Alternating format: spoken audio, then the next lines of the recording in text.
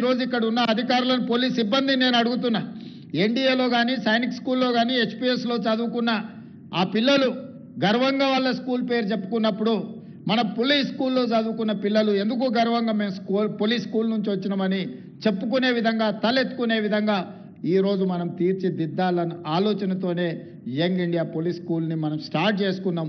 మీ పిల్లలందరినీ వీలైనంత మేరకు అక్కడ చదివించుకోండి. అవసరమైన అన్ని వసతులను ఇచ్చే బాధ్యత నాది. ఆ పిల్లలను ఉత్తమ పౌరులుగా తీర్చిదిద్ది ఈ సమాజంలో డాక్టర్లుగా, లాయర్లుగా, ఇంజనీర్లుగా, ఐఏఎస్లుగా, ఐపీఎస్లుగా, ప్రజాప్రతినిధులుగా, రాష్ట్రానికి నాయకత్వం వహించే నాయకులుగా పోలీస్ స్కూల్ నుంచి తీర్చిదిద్దాలనేదే నా ఆలోచన, నా విధానం. దీన్ని సద్వినియోగం చేసుకోవాల్సిందిగా హోంగార్డ్ నుంచి డీజీపీ వరకు పోలీస్ సిబ్బందికి అందరికీ నేను విజ్ఞప్తి చేస్తున్నా. అదేవిధంగా ఈరోజు మీరు ఆలోచన చేయండి, దేశంలోనే మనకు శాంతి భద్రతలు కాపాడడంలో నెంబర్ 1 ర్యాంక్ వచ్చింది. ఇన్ఫ్లేషన్, నిత్యావసర వస్తువుల ధరలను నియంత్రించడంలో దేశంలో మొట్టమొదటి ర్యాంక్ మనకు వచ్చింది. ఈరోజు సైబర్ క్రైమ్లో కొల్లగొడుతున్న సొమ్ముని రికవరీ చేయడంలోనే దేశంలో మనం నెంబర్ 1 వచ్చినాం.